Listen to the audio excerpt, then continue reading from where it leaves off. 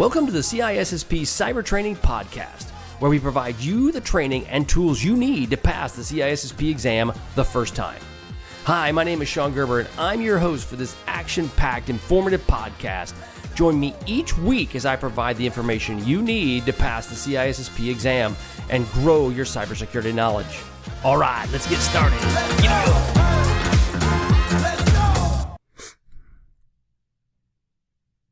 Hey all, this is Shon Gerber with the CISSP Cyber Training Podcast. How are you all doing today? Today is a wonderful Thursday, which means it is CISSP Exam Question Thursday. And we're going to be talking about Domain 2. And in Domain 2, we're going to be focused on securing sensitive information, legal and regulatory requirements, and establishing data ownership policies. Now, you're probably asking yourself, yawn. Yes, that can be a challenge, but we're just going to be talking about some of the questions related to it, and so you can be better prepared for the CISSP exam. So we'll just go ahead and get started off. And again, you can see all of the, one real quick plug, you can see all of these questions at CISSPcybertraining.com. Head on over there if you want to get access to these questions, and you'll be able to get the video version as well as the audio version. Okay, so which of the following is a key requirement for securing sensitive data? Okay, A, implementing access controls based on classification. B, conducting regular vulnerability assessments. C, implementing intrusion detection systems, or D, none of the above. Okay, so which of the following is a key requirement for securing sensitive information? So again, like we talk about, what are the ones you can narrow out of this discussion when you're reading through the questions on the exam? So which of the following is a key requirement for securing sensitive information? Implementing access controls based on data classification. That sounds positive. Conducting regular vulnerability assessments. That really wouldn't be a key requirement. Implementing intrusion detection system. That's more of a hardware thing. And then none of the above. Well, the first one sounded plausible, and the second one possible, but not necessarily a requirement. So the answer would be A. Implementing access controls based on data classification is a key requirement for securing sensitive information. This ensures that not only authorized users have access to the sensitive data. When you're dealing with data classification, it's one of the key aspects we've talked about in this podcast, that understanding the data is an important part of securing the data, and without truly understanding its sensitivity, it's really hard to secure. So I've dealt with this time and again, that if you don't have a good data classification policy and plan, trying to secure the data can be very problematic. So that is usually a good go-to. All right, so next question. Which of the following is a legal and regulatory requirement related to data ownership? Okay, so the question is, which of the following is a legal and regulatory requirement related to data ownership? A, ensuring data availability. B, providing open access to the data. C, complying with the data retention laws. Or D, all of the above. So again, the question is, which of the following is a legal and regulatory requirement related to data ownership? Okay, so legal and regulatory, that's kind of a key question, key point in that question. A, ensuring data availability. That's really not a requirement, a legal requirement. B, providing open access to the data. Possibly could be a legal requirement around that. C, complying with all data retention laws. That would be one that I would probably glob onto if I didn't know.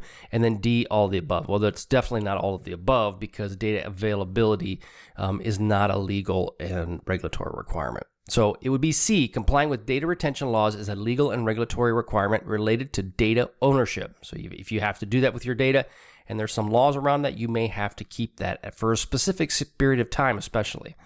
Organizations must ensure that they retain the data for a specific period in accordance with legal and regulatory requirements. I've dealt with this in the past where you've had to keep your data for, depending upon if it's like an EH&S, which is your environmental health and safety, you may have to hold on to that for a period of 5 to 7 years. So there are requirements around data retention. And also if you go to China, you have the data retention laws there as well. So it's something that you very easily will run into. Okay, next question. Which of the following is an important consideration when establishing data ownership policies in the cloud? A, who can access the data? That would be positive. B, how is the data secured? That would be another one that would be important. Both A and B, Okay. C, none of the above. Well, none of the above it's an easy one of these when it's none of the above and you know one for sure is correct. So it's definitely not the D. So which of the following is an important consideration when establishing data ownership policies in the cloud? Well, when you're dealing with the cloud, it's important to know who owns the data. That's extremely important. It also is important to know who can access the data and how is it secured. So if you look at A is who can access the data. That's an important part. B, the data is secured. Well, anytime you're dealing with the cloud, you want to make sure that as your data is sitting off-site in somebody else's data center, you want to ensure it's secured. And then B or C is both A and B, which is the correct answer. So C, both who have access to the data and how the data is secured are important considerations when establishing data ownership policies in the cloud. Organizations must ensure that they understand the cloud, service providers, security controls, and have ability to monitor and manage and access the data. What that basically is saying is just that you need to understand not just how it's secured from your standpoint, but also how the cloud provider is securing it. One of the things as a security professional you'll want to ensure is that as you're interviewing, we call them, SaaS providers, your software as a service providers, that they are protecting your data in the proper way. Same with IaaS, your infrastructure as a service providers. You also want to ensure that if they're dealing with any sort of data protection, they are doing that in a proper format as well. Sorry if I sound a little congested. I am fighting a cold, so it's unfortunate in the summer. That's just not fun. All right, question 4. What is the purpose of the data classification scheme? A, to determine the value of the data. So it's a data classification scheme. Does it determine the value? Not necessarily. B, to determine the sensitivity of the data. That would be a likely option. C, to determine the storage requirements of the data. It wouldn't necessarily. It would help to determine some of those storage requirements, but not necessarily.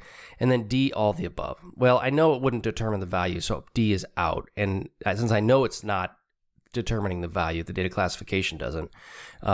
Then from there you will go and determine that's probably B or C.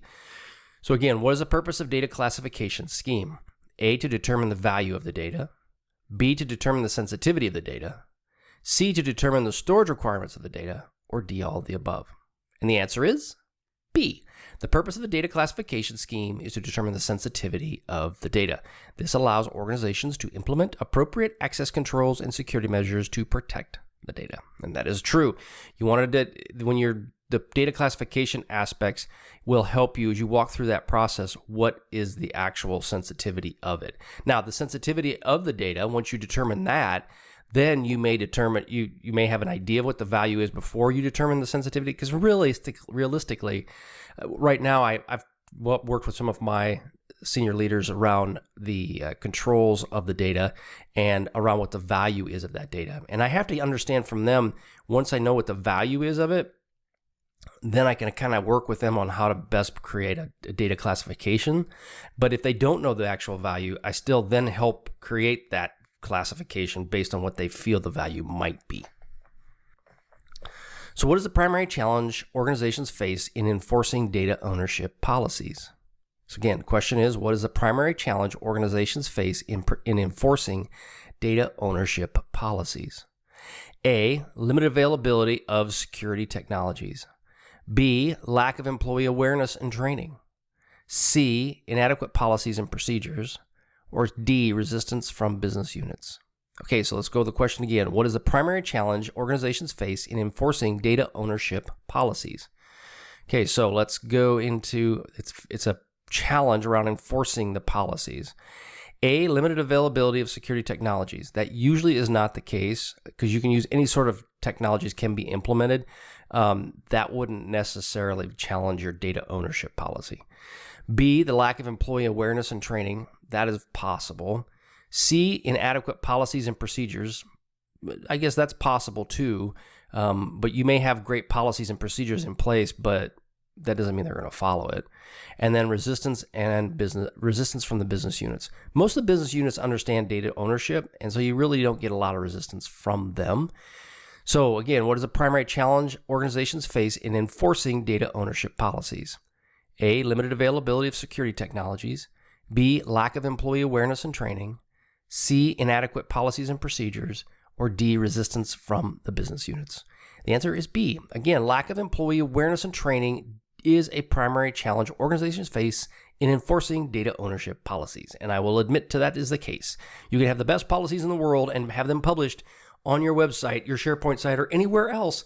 And if they don't know they exist and if they're not educated on it, they will not do well. So I've had that happen to me time and again. So again, they must be aware of their responsibilities. If they're not aware of them, then it's really hard for them to follow. Okay, thank you so much for joining me today. I hope you enjoyed these CISSP questions. You can go over to CISSPCybertraining.com and get access to these questions, both in a textual form, in a video form, and in an audio form. All right, have a great day, and we'll catch you on the flip side. See ya.